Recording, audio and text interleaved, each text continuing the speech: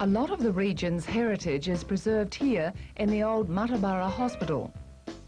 The locals have had the foresight to gather all the bits and pieces and preserve them in a living museum. Dr. Aramac came here in 1925 and he took the position of general practitioner, and he built quite a business here with the setup.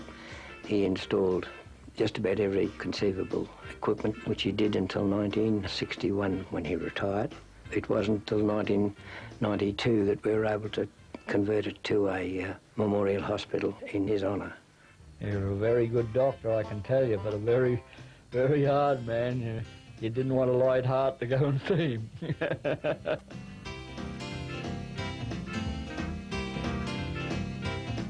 And this is a no-frills maternity ward of the 1950s, the kind of place that our mothers would have experienced.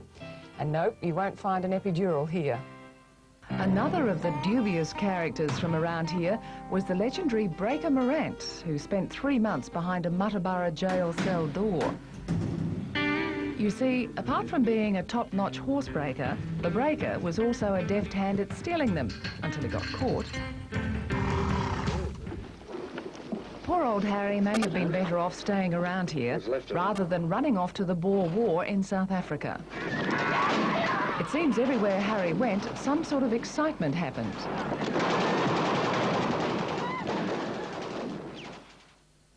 Yes, I think Harry should have stayed in Muttaburra.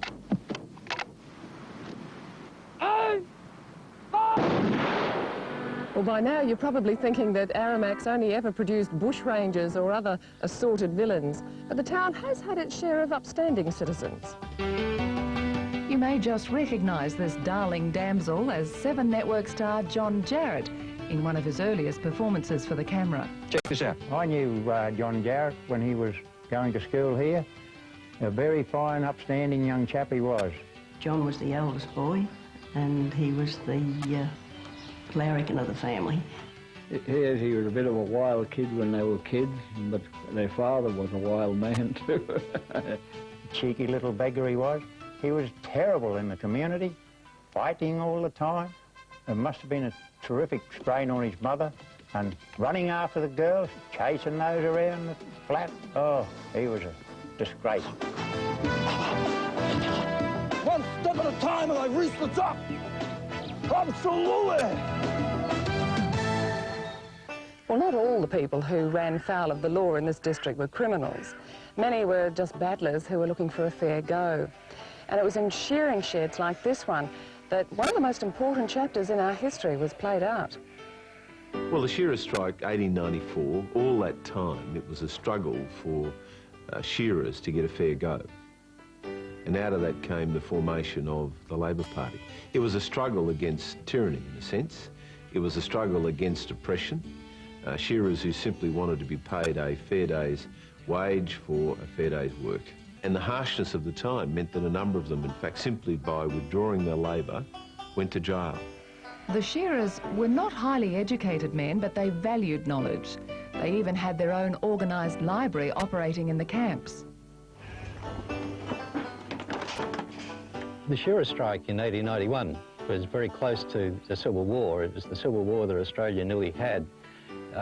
It's interesting that we concentrate on the Eureka Stockade and think of that as a Civil War.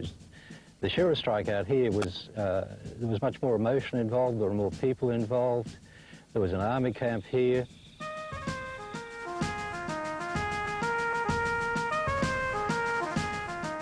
The shearers were organised like a small army and had camps for different purposes. One major camp in the Aramac Shire was a major communications base. It covered the whole of central western Queensland. Aramac and Muttaburra were very much involved in the process as well.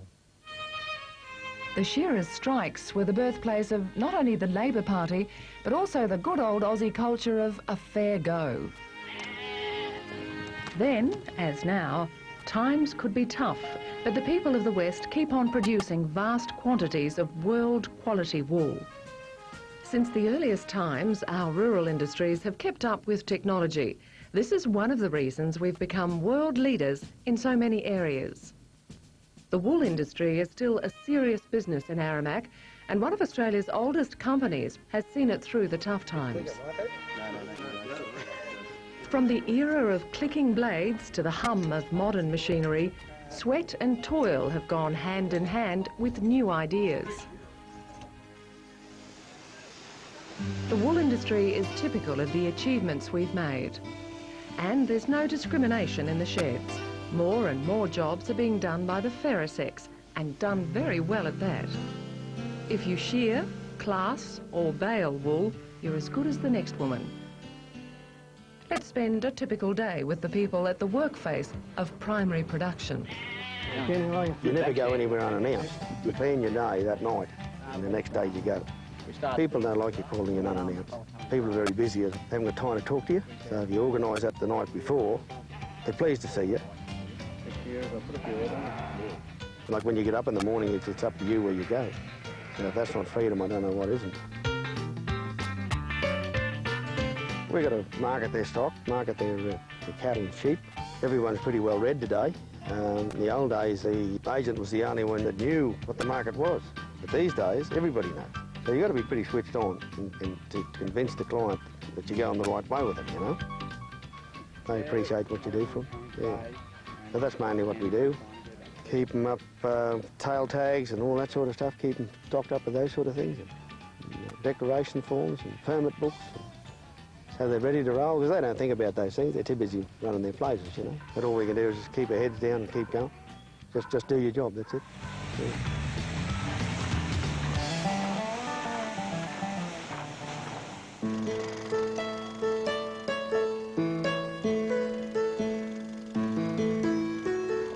Locals recall many a Saturday night in the Lyric Theatre in Aramac in canvas seats just like this. Funny though, the usherette could never quite work out why some of them insisted on having a blanket over them, even on the hottest night.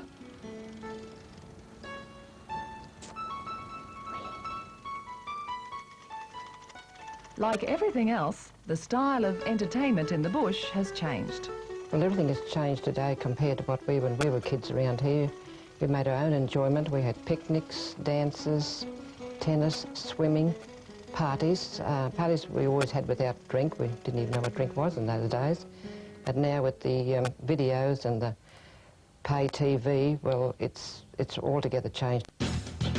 Horses play a large part in sporting life in the West, and the rodeo is an important part of this love of animals. Aramac Rodeo began in 1983. It's been a good thing for the community. And only for local business, it wouldn't survive out here without sponsorship. People of all ages ride, rope, buck and wrestle with a passion which would do a State of Origin team proud. It's great for the kids. It keeps them off the streets, gives them time to groom their horses, train them. And sometimes it produces another Australian champion.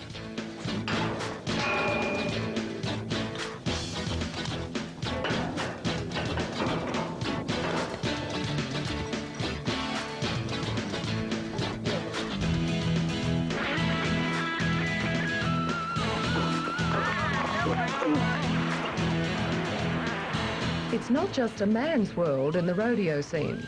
Women of all ages play a major part in the sport. You know, they're getting 20-odd competitors at each rodeo out here, and for females, for women in sport.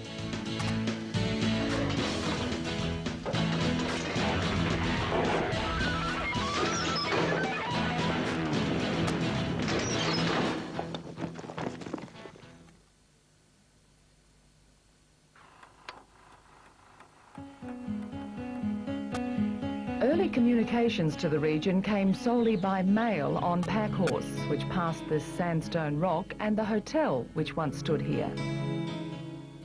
Amongst the thousands of names that have been carved into this grey rock is that of a man who was brave enough to give evidence against the Snob, one of our more ruthless murderers. A snob was a nickname given to a boot repairer or cobbler in those times. But this snob did more than cut up leather. The snob was a man named Hardigan, and he was a real villain. He murdered a man in 1896 at Grey Rock and cut him up and burnt him.